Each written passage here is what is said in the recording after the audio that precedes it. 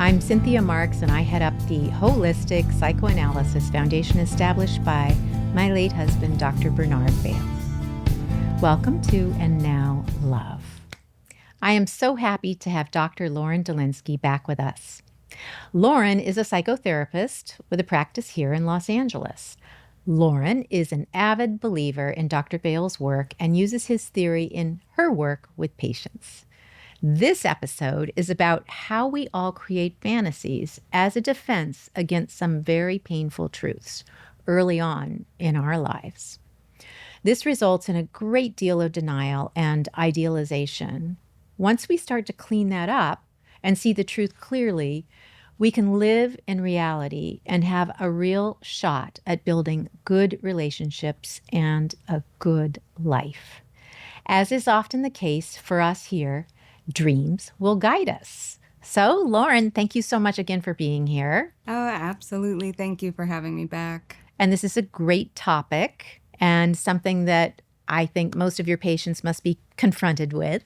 Every single one, without fail, and all of us, and it's such an important universal topic. So I thought it would be a really interesting one for us to talk about today. So tell us a little bit about it. What's going on? Why are we doing this? Well, so like you said in the introduction, I think we can jump into the dreams pretty quickly because it's going to really tell us the whole story and the whole picture of what happens during a life. Mm-hmm. And what we all do, which is we come in with so much denial about a lot of the pain that we face. And in this work, we talk a lot about an imprint, and that happens long before we remember anything, and we're inundated with a great deal of pain, and we have no idea that that's even happened.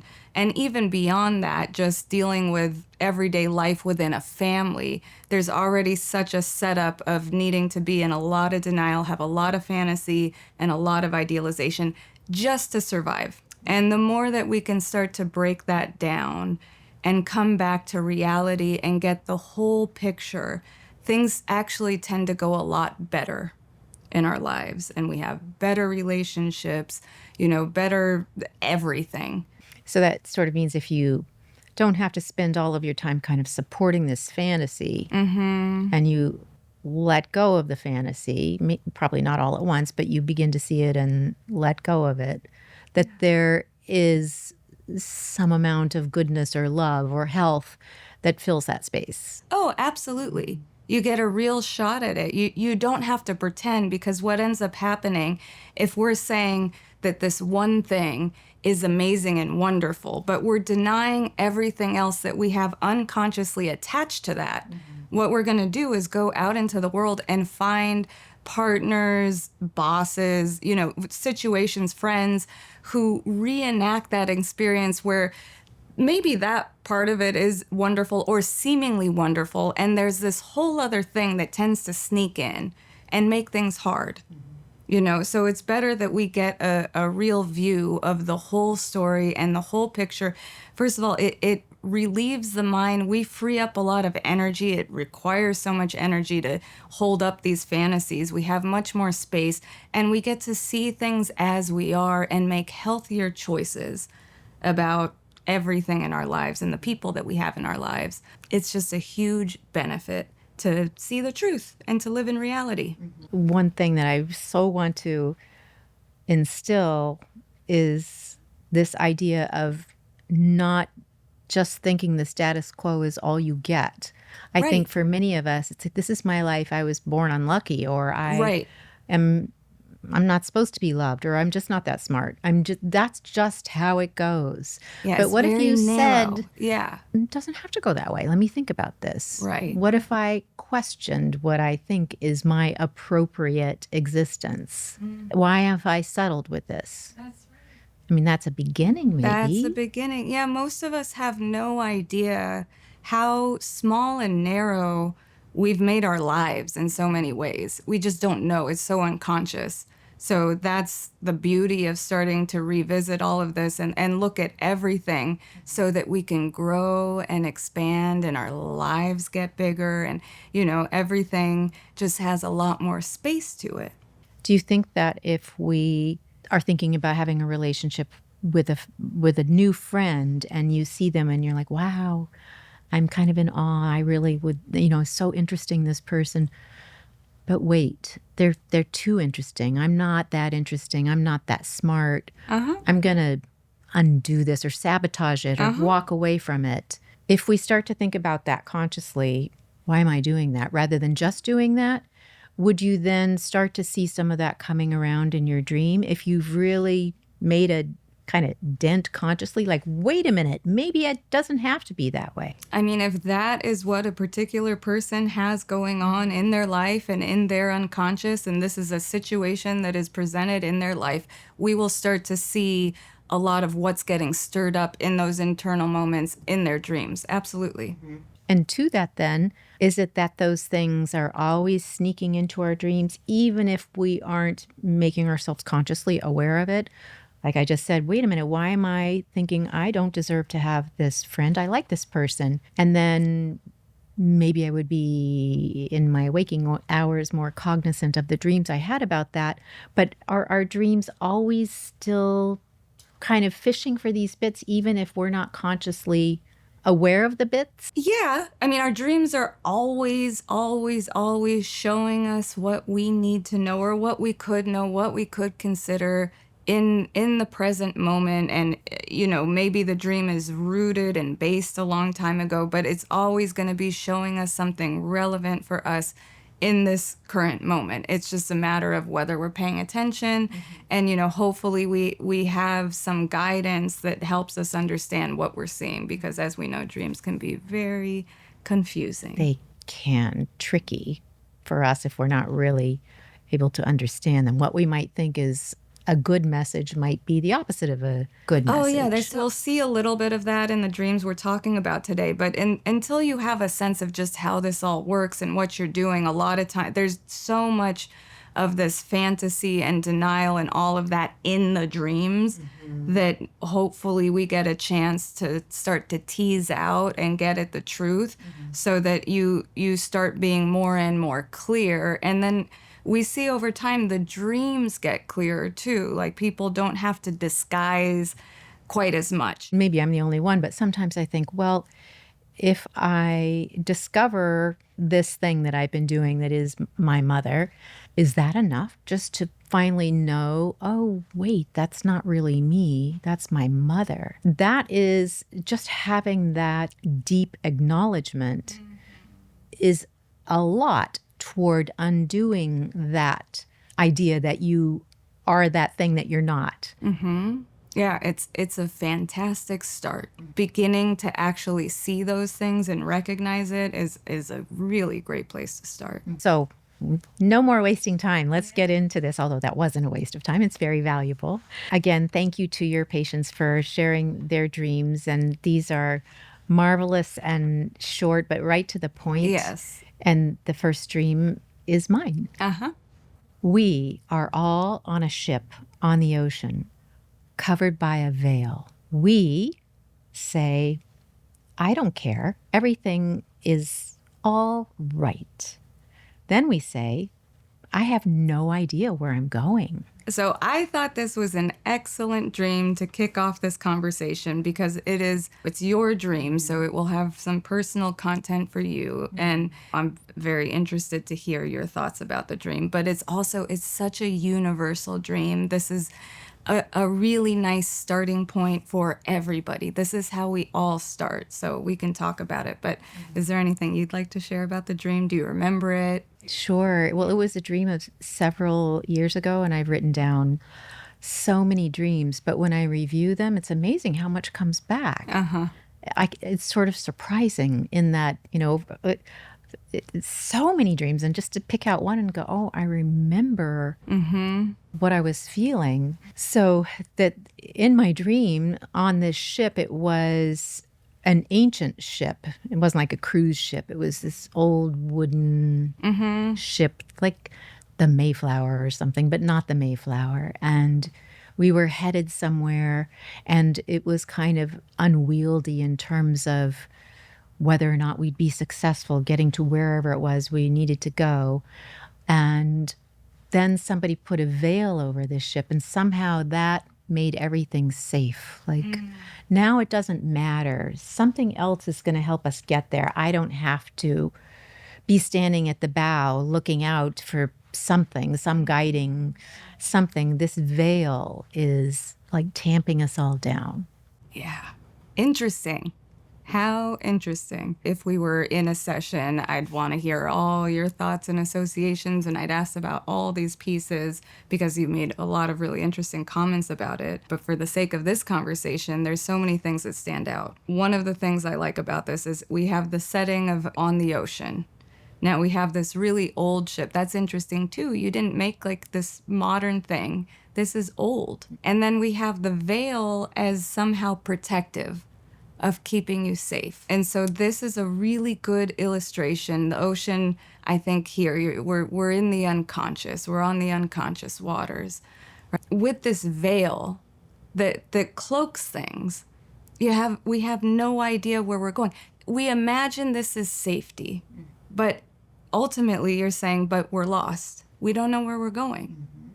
And so I would say this is really an illusion of safety. This is an illusion because we need to start looking behind the veil, connecting actually with our unconscious. We all come in with some degree of separation. I mean, we could talk about, it depends which origins you want to talk about. I mean, we can talk about a birth. We can talk about separation from the divine. You know, there's a veiling that happens naturally. It seems to be our job, if we want, in this lifetime, to start to wake up.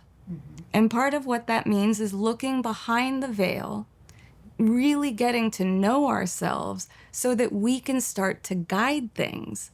You see, when we have this veil, and we might consider, you know, the imprint of veil, it is this, you know, unconscious, emotional atmosphere we're living in, dictating with all these rules and limitations. We imagine holding on to this keeps us safe. It doesn't. It makes us lost. We have no idea where we're going. It's a really interesting starting dream. I would say we would want to actually start to lift that veil, take a look into the unconscious, and learn how to steer our own ship. Probably in time, we get a more modern vehicle. This is old. And you're talking about a really old voyage of discovery. That all fits. It all feels comfortable to me. And this was a dream that I had when I was first starting to look at my dreams and think about my dreams. And I was living my life based on a fantasy I had created in order to really survive. Yeah. And I was not going to let go of it.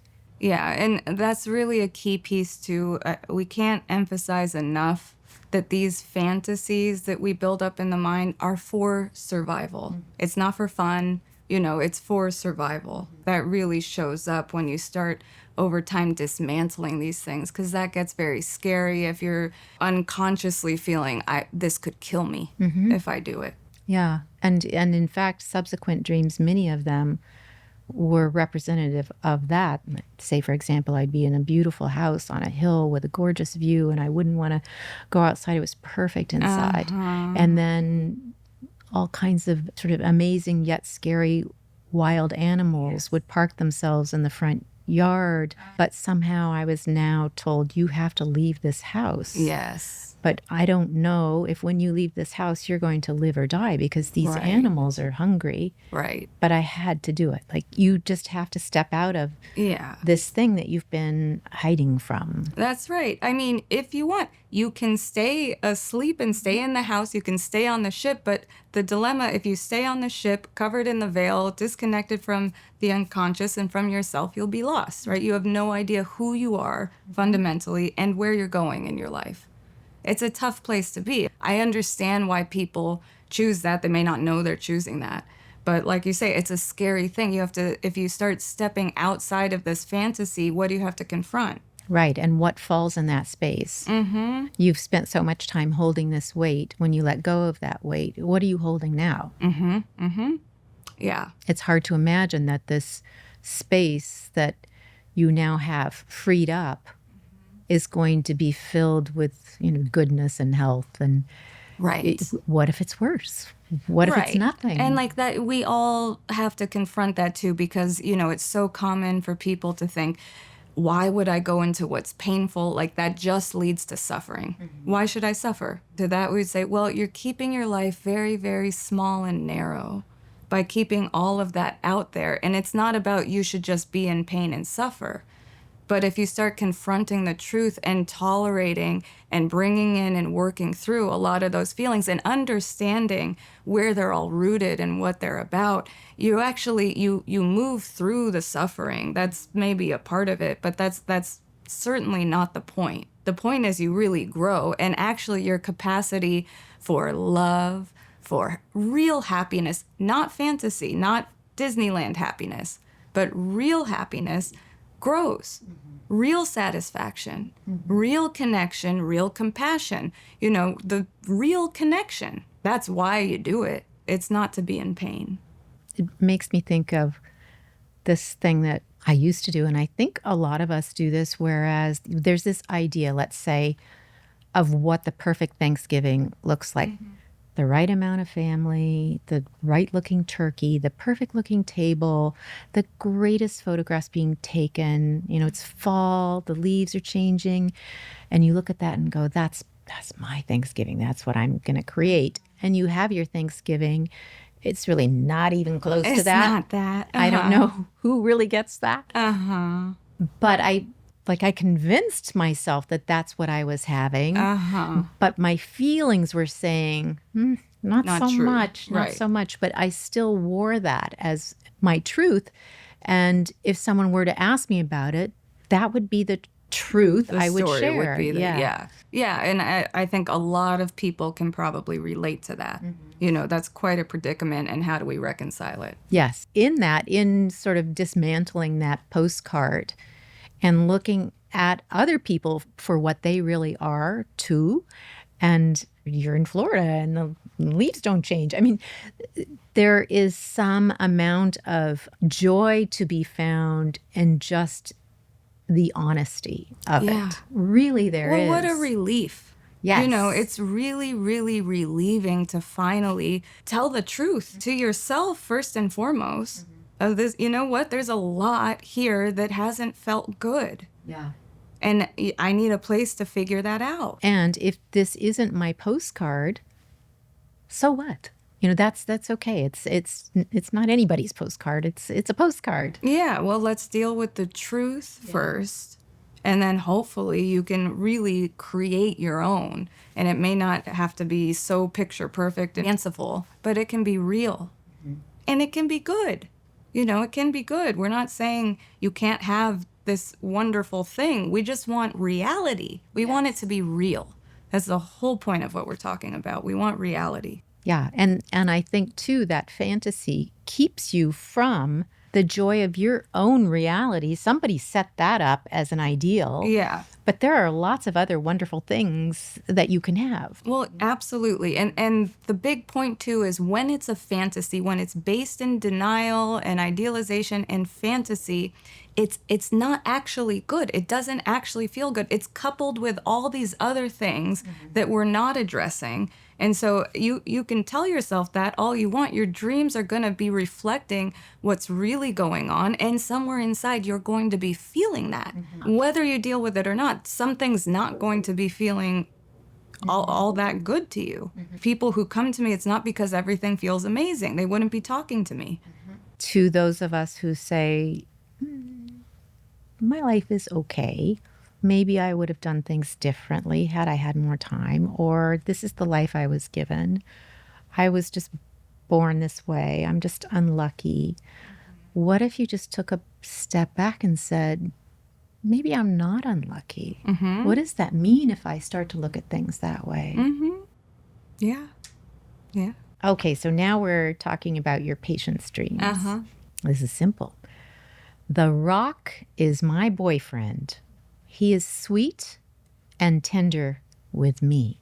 So for all of these next dreams, I wanted to pick very simple and clear ones. They don't always come in so simple at all in practice. And, when you start listening to your own dreams at home, like they can be so confusing, so convoluted. But for the purpose of this conversation, so we can understand what happens over time, what's possible over time, I wanted to pick these very simple ones. Thank you. And it could be, too, that something like this little gem could be mushed into a bigger dream. Oh, and I'm sure it was. I'm sure at the time there was probably a lot of other little fragments going on, but this piece was so important for that dreamer and really showed.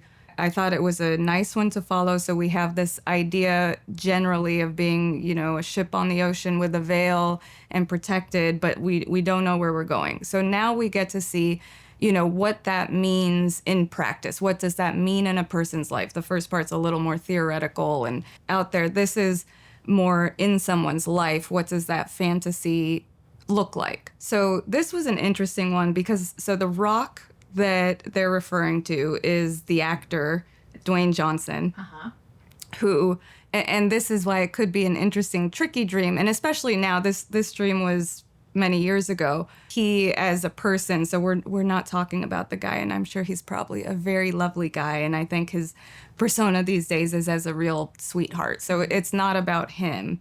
But the unconscious is so interesting and specific with how it chooses things. So it didn't come in as Dwayne Johnson, it came in as The Rock, right? And we have to consider this person's life and history and why that. And how do we make sense of The Rock? Now, again, I'm highlighting that because and we talked earlier, and your initial sense was, oh, they're referring to an actual rock. Yes, Dwayne did not enter my mind. Yeah, but I think that's the point, and it's an important one, because this person didn't have warm, fuzzy, tender, sweet, caring parents. And so we get to see a little bit about the fantasy and the idealization and the lie that they had to tell themselves to survive, that they had to turn a rock, again, not about the actor, but a rock, a cold, unfeeling, stony, inanimate object with no feeling, into something really sweet, tender, and caring. And so you really get to see how the mind twists things and takes something and makes it into something totally different, something that it is just fundamentally not. This is great to have analyzed and interpreted, because that might be hard to hear for that person that goes, what do you mean? In the dream, they were so sweet. This was such a nice dream. But you have the dream for a reason, so you can start, you sneak it in, but you made it The Rock. So your mind wants to start to make sense of this a little more and go, that can't really be true. That can't really be true. A rock can't do that for you. A rock wouldn't be sweet and tender and kind and caring. Again, not the actor, a rock. Yes. Right? So this is a really important dream to show the way a fantasy can work and the way we can listen to dreams that just, we get a sense, and you have to know who you're talking to, know their history, know all the context to really feel in the room what's going on here. And it was very clear here that this was part of the fantasy that needed to be teased out so that this person could get very honest about their life and not have to go out and get into relationships with rocks and pretend that feels really good. But for any of us, if we're thinking about our dreams well enough to remember them, if there's something like this, let's say, not this, I'm not sure what it would be. A rock is about as inanimate as I could think of. Yeah. And you're giving it this sweetness and these loving feelings. I mean, that would be not easy to decipher, but a place to kind of be curious. Why am I giving this hard? We can see monsters or scary things, or, it can show up in so many ways in a dream. There's so many ways that these fantasies come in. But yeah, and we usually get a little hint that it's not quite right. There's something in the dream that gives us a clue that it's fantasy. So yeah, we should just start to think about that and go, oh, I wonder what I'm telling myself here. Yeah. I wonder what I need to look at. Is this real? Okay. Someone helping to clean my fridge. Mm-hmm. Moldy wine and rotten milk thrown away. So the next couple dreams, including this one, I thought were great follow-ups because we see a cleanup process happening. We see the therapy at work, and we see the mind becoming clearer about the reality. So this is a good in-process dream. So the fridge here would be the unconscious, and we get a really good look, and we've got a cleanup happening. So the therapy is brought into the dream.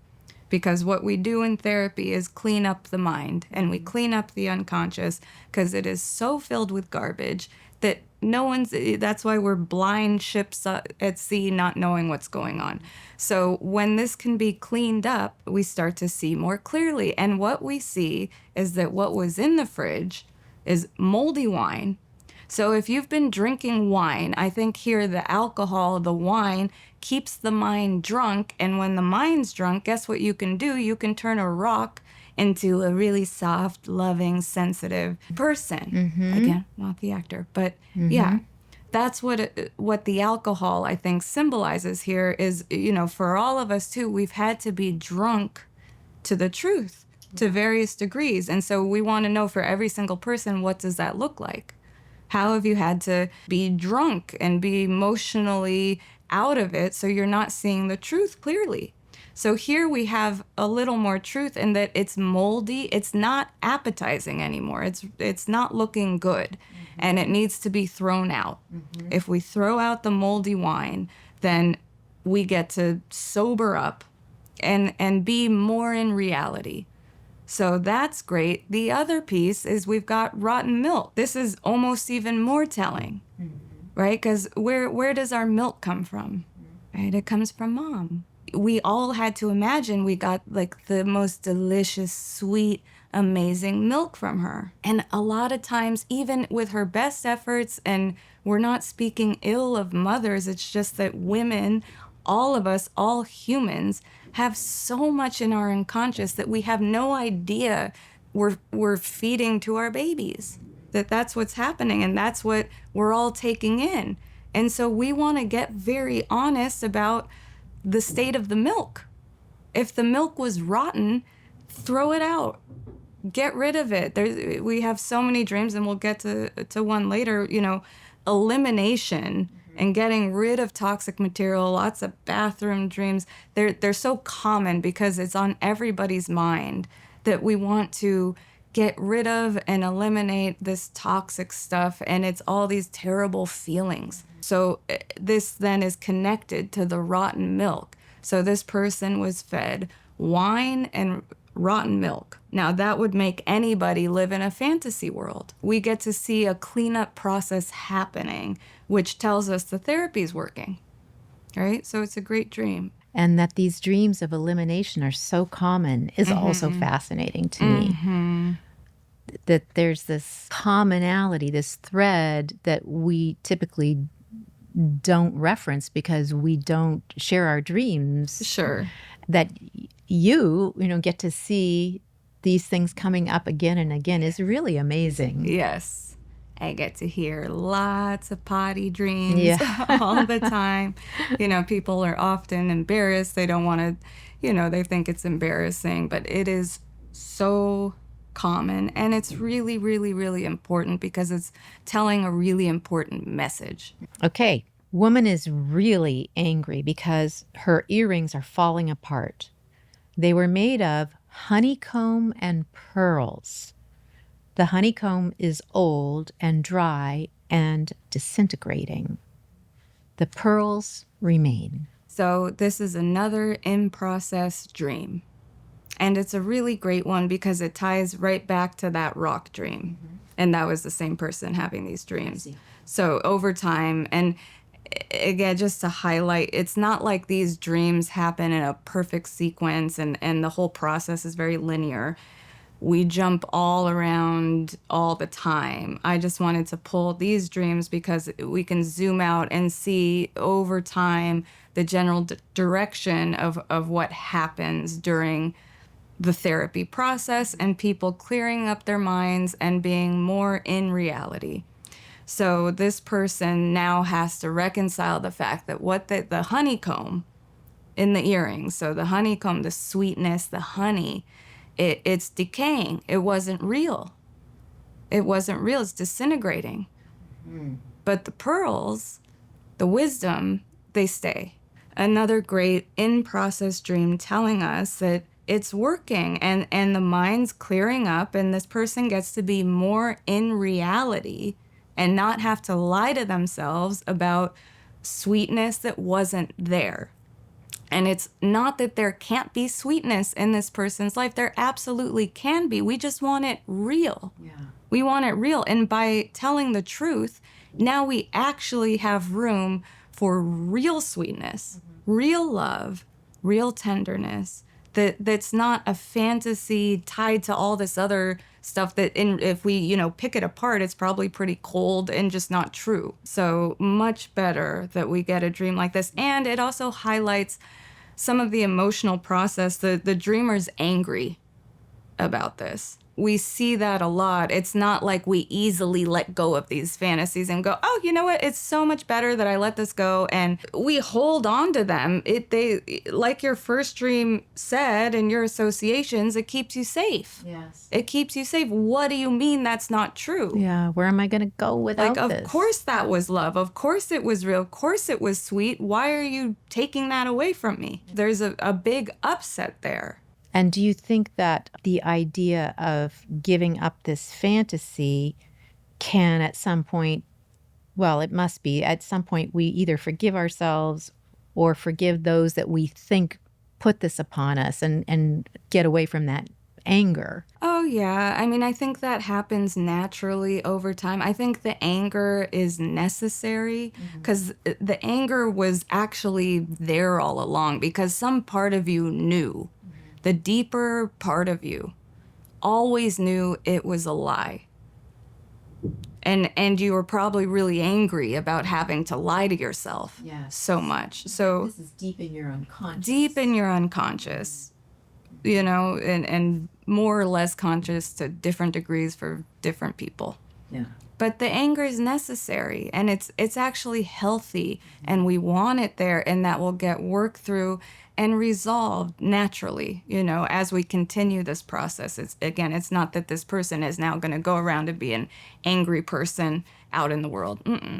Quite the opposite. It's very relieving and they get to have a clearer sense of themselves and the world around them. I know I spoke with you about this earlier, but for me, as a teenager, I had a relationship that was one of sexual abuse. See, that's even hard for me to say. It makes me choke up. But I turned it into something that it wasn't. I completely turned it into something it wasn't. It was love. I made this the North Star of love. Yeah. This fantasy that I created then led me in my relationships with friends and romantic relationships. And nothing could hold up to it. Nothing. Because this was not ever a reality. And what I had created was an impossibility. And to, have dreams that led me to sort of get to that place that was so hard. And I was so defended. I am not letting go of that. I'm just not. And how dare you, unconscious, say otherwise. And, so there again, even the ship with the veil. Yeah. But to finally say, okay, what if I change my perception of that? What if I say that isn't truth? What happens? And to begin to dismantle that and to live without that false thing changed everything. That's right. That's right. Everything. It was an amazing gift to be able to undo that.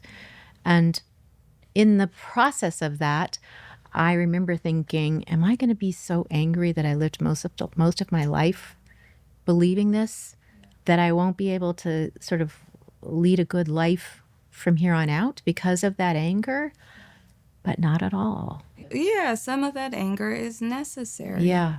It was always there, you know, and it's surfacing now for good reason. And the feelings that are being walled off there tend to be very scary and primitive. So when we start to let that wall down and reality come in and the truth come in, it's hard. It is. And, you know, you just think, am I just going to be even more ashamed of myself? Yeah. Am I?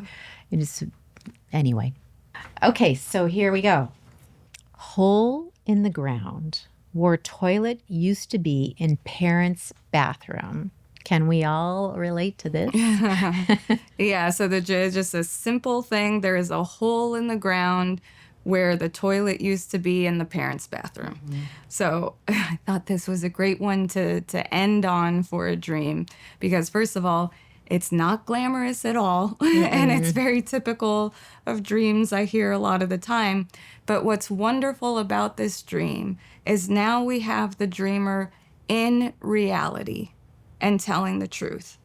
Because all of us, in different ways, had to imagine that our parents had this very fancy, high-functioning toilet. Mm-hmm. And what that means is that we could bring them all of our upset, difficult feelings, and they would take it in and metabolize and digest and and eliminate and get rid of it for us. Mm-hmm.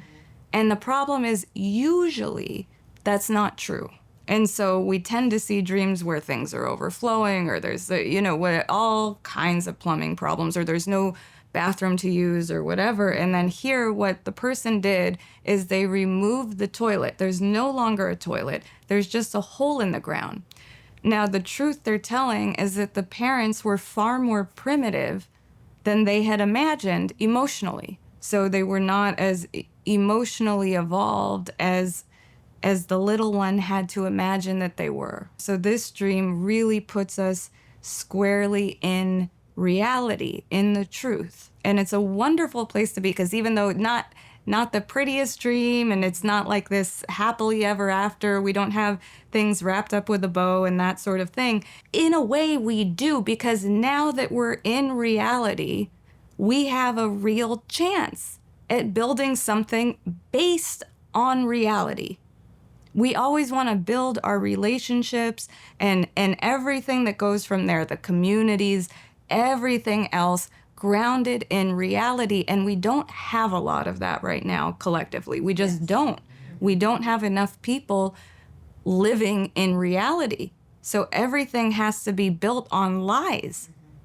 And it won't hold up. The foundation doesn't work that way. No, you can see we're in trouble. We're in trouble. Right? So if everyone were able to get to a place of being able to see their own personal foundation in a very honest way, and we get a very, very clear and honest picture of the truth and of reality, then we can start to build. Then everything can get better. It doesn't have to be, oh, you're just stuck with holes in the ground. No. Now we can build something. Now we are dealing with the truth. And we need that. So if we're now dealing with the truth, if we've gone through our dreams and we've gotten to this point, is that truth love? Is that truth goodness? The truth always has those things in there. Yeah. Being able to be honest, I think, pairs very well with actual love. It is a very loving thing to be able to be honest with ourselves. We're actually loving ourselves in a whole different way when we can tell ourselves the truth in a compassionate and loving way. Not beating anybody's head with the truth. People like to do that. That's not loving. There is nothing about our authenticity that is bad or mean or amoral.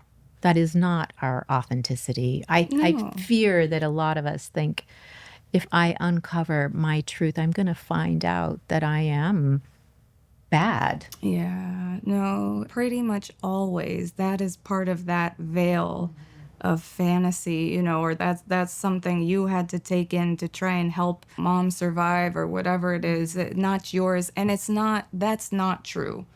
If that is where you feel you've uncovered and you've landed in, I don't think you've gotten far enough to the truth.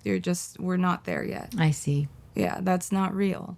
I think, too, a lot of us have a fear that if we start to look at some of the things that we were given or things we were doing to protect ourselves within our imprint that was given to us mostly by our mother and then again by our caregivers and our fathers, if we start to look at the truth of that, I think we're afraid that we're then going to look at our parents as being bad, and we don't want to do that at any expense. We want to keep them up here.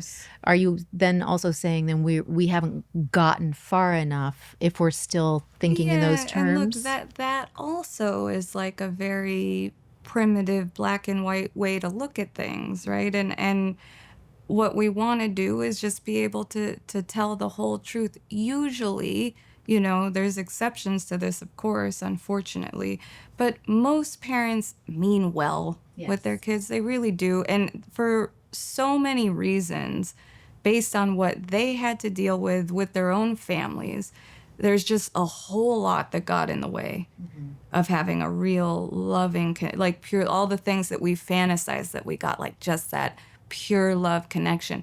Humans aren't very good at that at this point in time. Yes. We're just not. We've got too much garbage in our unconscious that all of that comes through, and it gets in the way of a truly pure love connection.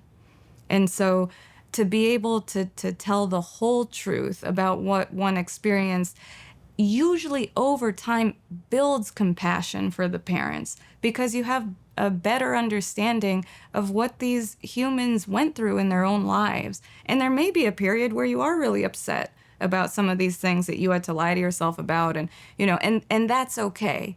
Again, we want to just keep going. It's not about making mom bad or dad bad. It's not making them the bad guys. That's not it at all. It's truly setting the record straight about everything that happened and what you went through emotionally, especially from the perspective of your unconscious, because your conscious mind had to do so much protecting and defending of everything that we want the whole story. We just want the whole story. We want all of the truth. And that's not to make the parents bad. And I think getting to the bottom of this, to finding that authenticity, which opens you up to be more loving and more lovable, I think then that innately creates compassion.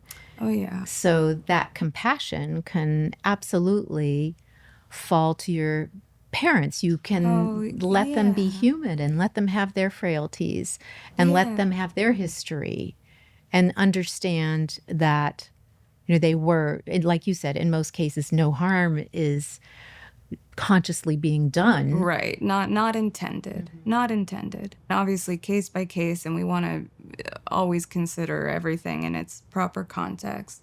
But a lot of the time, those parental relationships heal. There's a lot of healing that can happen when we can hold the whole picture and not have to hold them up as these perfect, untouchable beings. It's not reality. No. And I think whether we recognize it or not, that comes through to us often in a conscious way, sort of like you are existing in your world with your parents being your parents, and you accept certain things and you do that without question. But those things that you're accepting maybe don't need to be accepted. And maybe that is not the reality. You're unconsciously saying, I'm accepting this as my reality. Sure. Yeah.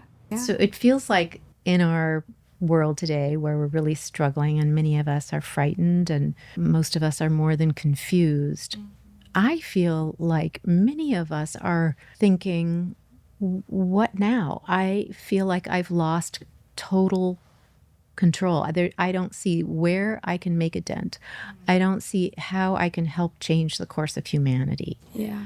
But I feel like many people are saying that and then thinking, what about me? Maybe I need to look at how I can make myself feel a little whole, because it's certainly not happening if I look at the outside. Yeah, we're not seeing it outside. Yeah, we're not seeing it outside. And there's truthfully very little we can do to change things there. Yes. And God bless the people that are called to work on things in that way. That's fantastic. I'm not saying that shouldn't happen, but also, and critically, we all get to look inside, because when things inside change, when we get to change the way it goes inside, that's when we see our external realities start to shift. And we see it individually in a person's life. So a person going through this process might go from, a lot of problems in their lives and their relationships at work, with their boss, with their friends, to things get a lot easier and smoother, and relationships are more fulfilling and satisfying, and things are a lot more connected. And if all of us get the opportunity to do that and all live in reality and can deal with that, we would have a much different looking world. So it's not a selfish act to go, forget the problems that are, if you're overwhelmed with the problems. It's not selfish to start looking inside and dealing with things inside first. It's a gift to the world. It really is. So thank you so much for sharing these dreams. They're It's my really wonderful. And I think they create a curiosity for all of us, and hopefully an excitement too. What happens when I start to look inside? Yeah. And I do dream, and my dreams are this gift that I get every time I close my eyes and sleep. Maybe if I don't believe it to be true, what if I just said, maybe it's true? What if there's just a whole universe in there that we get to start exploring? Yes. And it's worth just thinking about that. Well, thank you for helping us get there. Yeah, absolutely. And I can't wait to talk with you again on another topic in this beautiful realm of the human being. Thank you for joining us. Please follow, rate, and share the podcast, and pass this episode along to someone who might need it. This is And Now Love. Listen to your dreams and live from your heart.